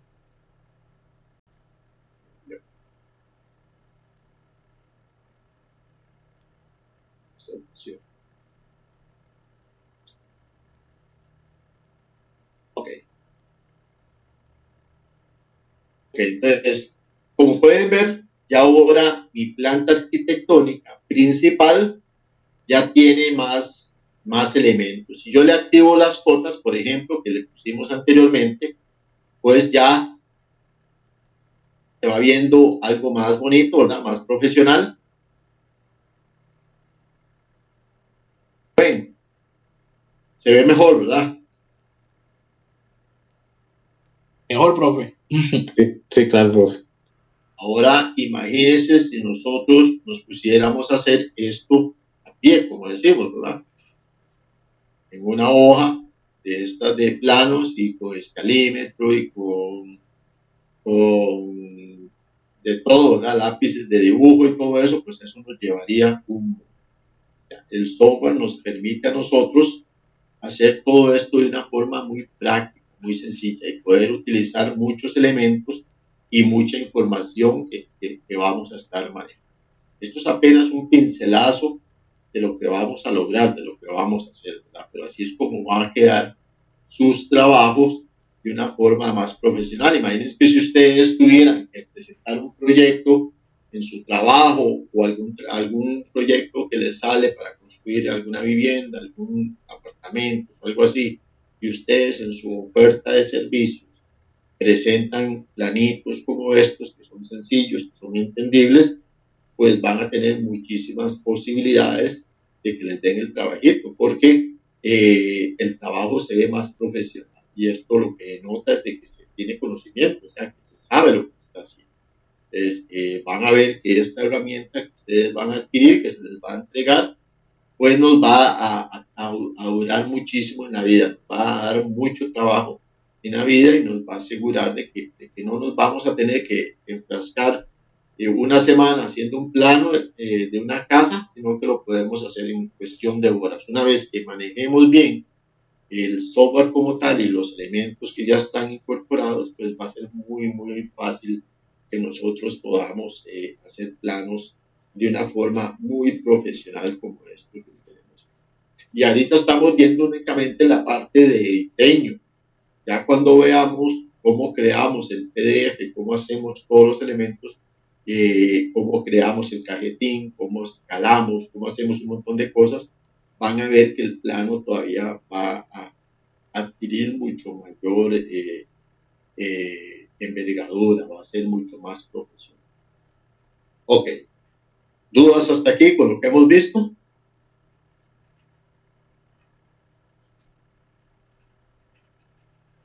Oh, claro, profe. Ok, hasta ahorita estamos hablando de dimensionamiento de planta arquitectónica. Ya tenemos nuestra planta arquitectónica dimensionada. Ya sabemos cuál es su tamaño, tenemos cómo están compuestas las habitaciones, los espacios que queremos hacer. Y como ya nosotros sabemos, por ejemplo, que este espacio es sala comedor, este espacio es cocina, pues ya nosotros podemos ir adicionando otros elementos a nuestra planta arquitectónica. Y ahí es donde tenemos que llegar a adicionar elementos. Yo voy a quitar algunas cosas de acá para que no me estorben. Necesito tener más espacio.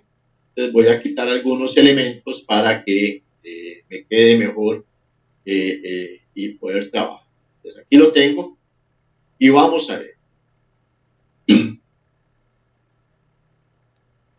Necesito que participen. Entonces, vamos a empezar a definir cómo iluminamos esta vivienda. No nos vamos a complicar a decir, bueno, vamos a poner, por ejemplo, reflector para afuera, o vamos a poner spot, o vamos a poner estos que son tipo cachos, nada. O sea, vamos a hacer una iluminación sencilla de esta vivienda, pero que eso nos va a decir de que esa iluminación que vamos a hacer es los pasos esenciales para yo poder optar por una iluminación de cualquier.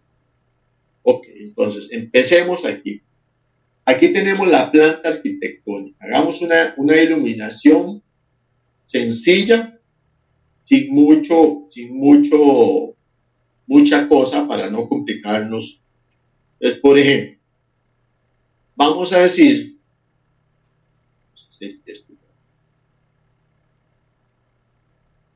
hacerlo sin esto. Empecemos por el baño. El baño, ¿qué ponemos? Un bombillo. Y uno para ahorrar. Vamos a ser muy ahorradores. Entonces, un bombillo para el baño. Vamos a ver. Entonces, para el baño, vamos a poner un bombillo. Ahí está el bombillo para el baño. La habitación principal, ¿cuántos bombillos ponemos?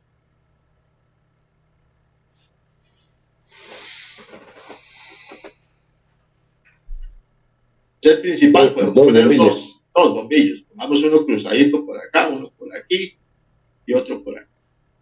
2 bombillos. En la otra habitación, y hagámoslo igual, 2 bombillos, ¿no? 2 bombillas. 2 bombillos, digamos que esos son bombillos. En el cuarto de pilas, un bombillo. Uno la jugamos, bueno, con uno la jugamos en el cuarto de pilas. Ahí tenemos. En la cocina, 2, profe. 2. En la cocina ocupamos buena luz, ¿verdad? Pues 2 bombillas en la cocina, muy bien. En la sala comedor, Bombillo. Unos 4 profes enormes en esa sala. unos 4. Le pongamos uno. Sí, es bastante grande, profe. Bueno, digamos que vamos a poner 2 aquí en la sala, pero que en este pasillo vamos a poner más para iluminar más, ¿no? Entonces, si ponemos, digamos, uno por aquí, otro por acá, nos quedan los 4 y metamos uno más por acá. La parte de atrás afuera, tenemos uno. Uno, sí, profe. Y en la cochera o en el patio al frente, tenemos 2, uno en cada lado. Unos 2, profe. 2, uno aquí y otro aquí.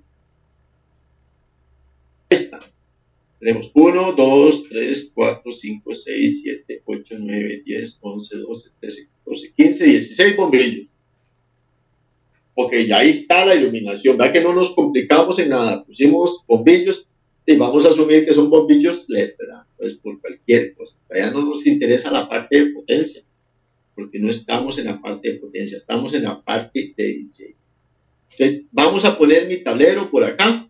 Ah, no, es que si no se me borra. Vamos a dejar mi tablero por aquí. Voy a ponerlo por aquí, medio dibujarlo. Recuerden que habíamos dicho que mi tablero iba a estar en ese. Ahí tenemos el tablero. Ok, ¿qué sigue ahora? ¿Qué tenemos que hacer?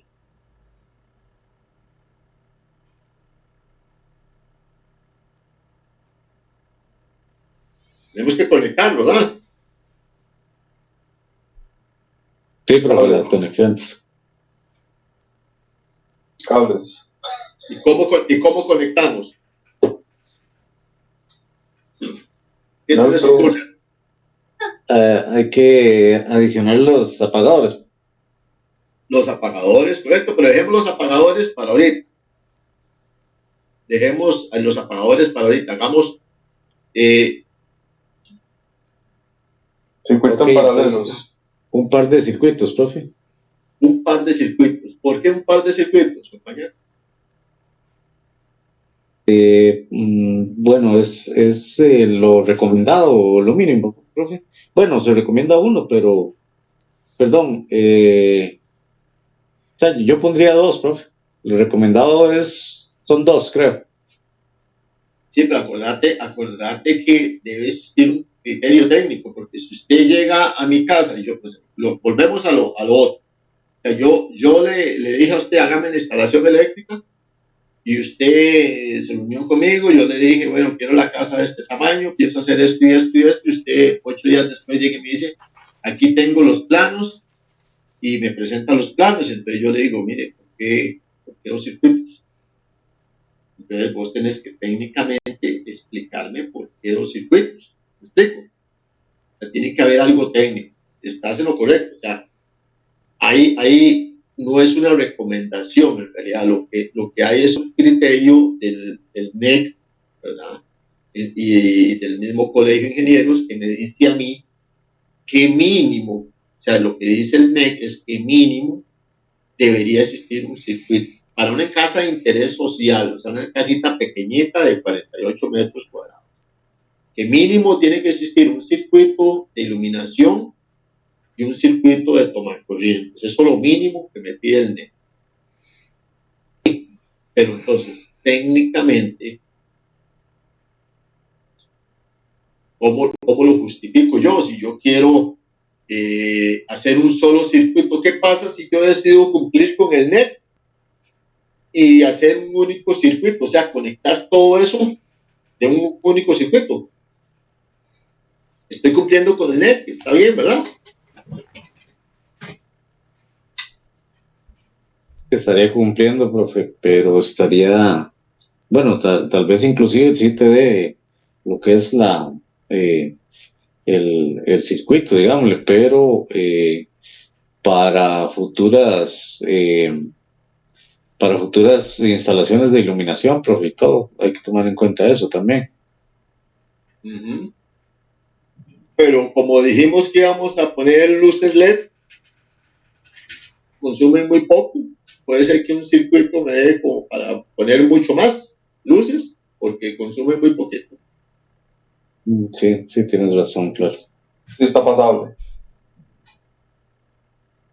Entonces, ¿cuál sería el criterio? Recuerden que yo les decía, anteriormente yo les decía que tenemos que diseñar y dimensionar, son palabras diferentes. Aquí yo siempre uso las 2 palabras que son diferentes. Diseñar y dimensionar. Diseñar es lo que estamos haciendo, es decir, bueno, en esta habitación, yo diseñé esta habitación para que las 2 luces estén cruzadas. Eso es un diseño. Yo podría decir, bueno, yo quiero entonces que esta luz esté en la pura esquina acá, otra luz en la pura esquina, otra luz en la pura esquina y otra luz acá, 4 luces. Eso es diseño, o sea, ubicación. O yo quiero que esta luz esté, o que esta luz que está acá, que sea una araña que esté guindando, eso es diseño. O que esta sea esta luz que están aquí afuera, que sean tipo reflector, ¿verdad? O eso es diseñar. Dimensionar es diferente. Dimensionar es lo que estamos hablando. O sea, yo, ¿qué potencia le voy a poner a estas luces? Voy a poner tecnología incandescente, que ya no se usa. Voy a poner halogenuro, voy a poner LED, voy a poner diferentes tipos de tonalidades de luz.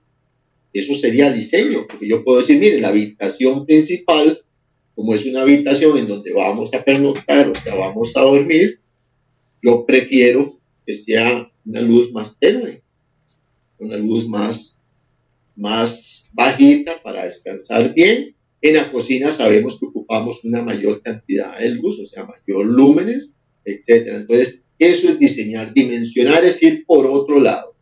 Y entonces aquí nosotros necesitamos es dimensionar. Y recuerden que yo les decía, tenemos que diseñar y dimensionar con criterio. Primero con criterio de diseño y después con criterio de seguridad. Porque si yo agarro y hago un único circuito que me lo permite el NEC me permite que yo tome todas estas 16 luces, dijimos más o menos, que tome esas 16, 17 luces y las conecte en un único circuito, siempre y cuando el circuito soporte la potencia, obviamente, ¿verdad? Yo estoy cumpliendo con el NEC. Pero ¿qué pasa si se va el breaker, si se disparó ese breaker de iluminación? ¿Qué pasó con mi vivienda? mucho consumo. Sí, profe, sí, nos quedamos sin iluminación de toda la vivienda, correcto. Sí. Iluminación total de toda la vivienda. Perfecto. Y entonces, ¿qué pasa si lo que decíamos anteriormente, estábamos ante un siniestro y estamos en la habitación principal y estamos dormidos y se disparó el breaker o hubo un cortocircuito, se inició un fuego y yo necesito salir al pasillo corriendo, abrir la puerta, buscar el interruptor, bajarlo y salir corriendo, pero estoy a oscuras toda mi casa? No me sirve, ¿verdad? De eso les decía, tenemos que ir más allá, tenemos que contemplar el tema de seguridad. Por eso técnicamente está correcto porque el NEC me lo permite, pero en términos de seguridad no es lo conveniente. Y siempre tenemos que ir a futuro, o sea, ¿qué va a pasar a futuro? ¿Qué va a pasar en caso de un siniestro? En caso de un siniestro, ¿cuál área para mí es fundamental que esté iluminada? Salida. Pasillo, correcto. Esta área desde la puerta principal hasta la puerta trasera, yo necesito que en la medida de lo posible esté iluminada. Hace lo que quiera. Entonces, ¿qué es lo que nosotros nos vamos a tratar de asegurar? Y si tengo 3 bombillos acá, yo necesitaría que estos 3 bombillos no estén conectados al mismo circuito para que me protejan alguno en algún momento que se dispare algún breaker por un cortocircuito. Entonces, yo buscaría eso. Yo puedo configurar todo mi sistema de iluminación de acá de forma tal que me cumpla con algunos de esos requisitos. Entonces, ¿qué podría hacer yo? Yo podría decir, por ejemplo, ¿cuáles áreas no son tan críticas? Pilas, ¿verdad? No es tan crítico. Sala, comedor no viene a ser tan crítico. Generalmente los siniestros se dan en las noches, ¿verdad? Lo más común es que se den en las noches. Ya a esas horas estamos en las habitaciones dormidas. Y ocuparía también que al menos las luces exteriores también tenga algún respaldo, o sea, que yo pueda salir afuera sin ningún inconveniente y que se mantenga en el. Entonces yo podría decir que para esta configuración que acabamos de crear acá, yo podría generar diferentes tipos de circuitos. El baño, por ejemplo, el baño yo lo podría tener conectado a cualquier otro elemento. Yo podría, digamos, tener este baño. Voy a quitar esto de acá un poquito. Ay, se me fue todo el baño. Porque lo hice con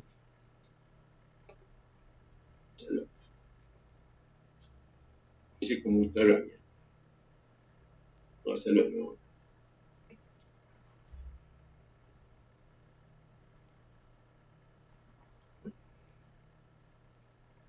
Más o menos.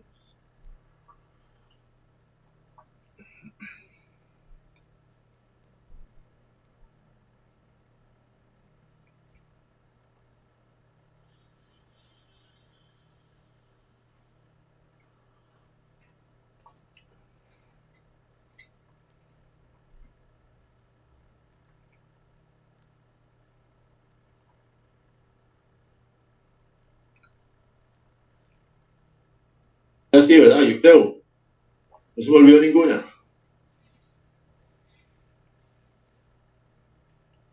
Más o menos. Está bien, profe. Ok. Entonces, bueno, empecemos por aquí. Yo voy a decir que el baño, por ejemplo, voy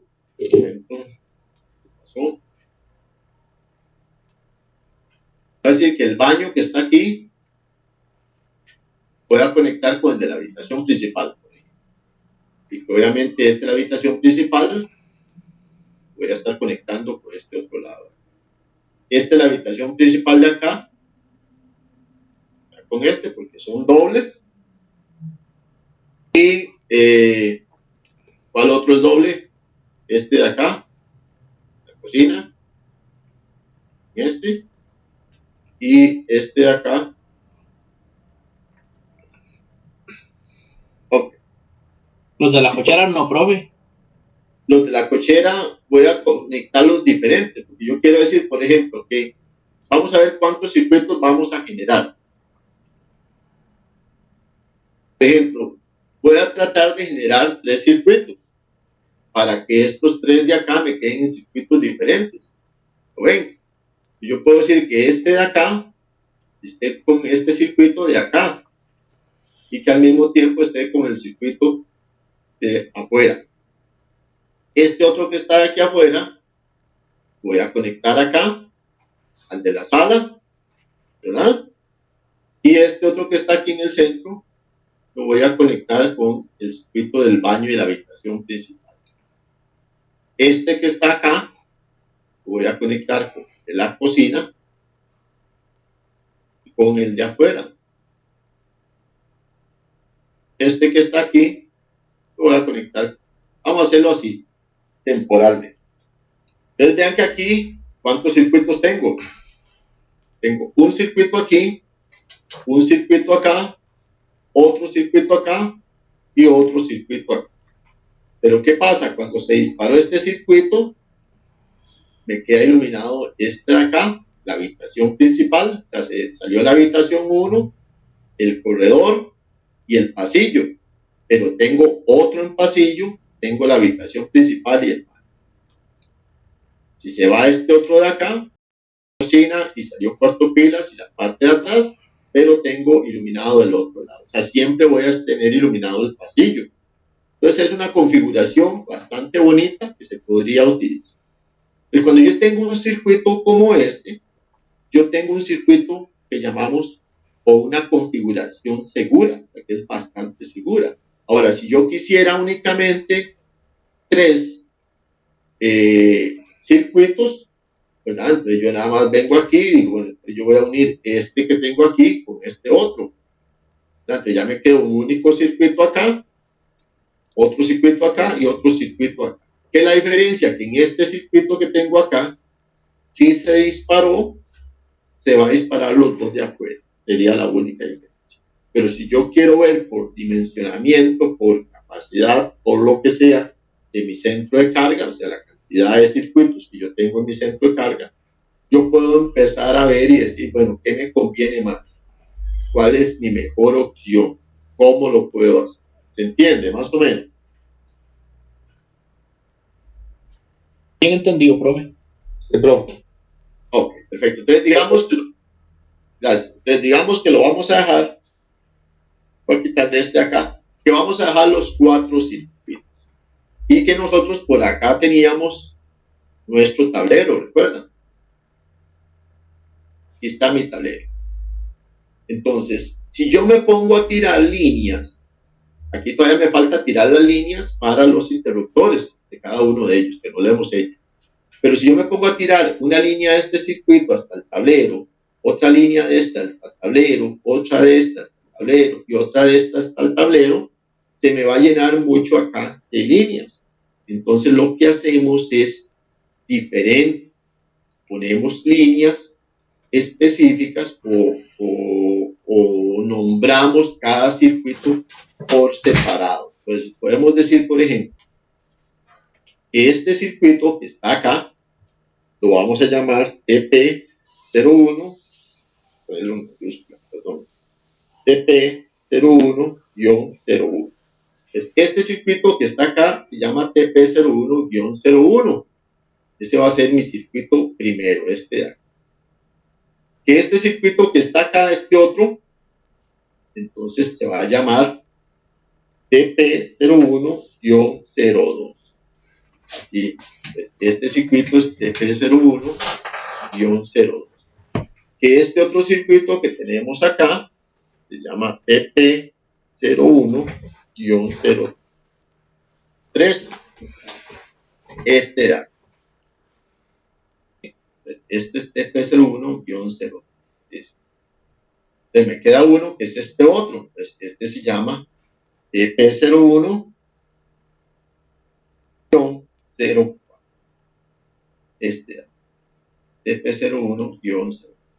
Y entonces ya yo tengo aquí nombrados mis circuitos de iluminación. Acá están mis circuitos de iluminación. Ya los tengo nombrados. ¿Qué me falta aquí? Únicamente poner los interruptores y llevar las líneas a cada uno de sus interruptores. Yo puedo poner aquí, por ejemplo, mi interruptor. Bueno, voy a jalar un interruptor de por acá. Que no me va a dar tiempo de hacer todos los interruptores. Voy a jalar este interruptor, por ejemplo, lo voy a poner por acá. Entonces, yo voy a decir aquí que este interruptor es el que va a gobernar a este circuito de acá. Y entonces, este interruptor aquí, el baño, acá, por otro lado, son los que van a estar gobernando este otro. Ven que ahí ya tenemos los interruptores. Y aquí ya están los interruptores para estos de acá. Bueno, aquí ocupo otro interruptor. En este punto. Aquí voy a ocupar otro interruptor. En este punto. Y otro interruptor. Y sería uno doble. Bueno, vamos a suponer que es doble. Y aquí vamos a poner otro doble. Vamos a poner uno doble. Y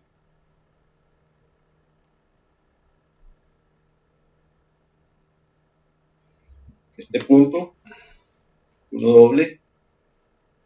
Luego los acomodamos mejor, nada más para cuestiones de funcionamiento. ¿Ves? Este que está acá, que es doble, a trabajarme con este circuito de acá, y también va a trabajarme con este circuito de acá. Ahora, este otro está acá, está doble, va a trabajar este circuito de acá y me va a trabajar con este circuito de acá. Este que está sencillo lo vamos a quitar. Entonces ven que ya tenemos mis interruptores también. Entonces vean cómo nos va quedando la planta de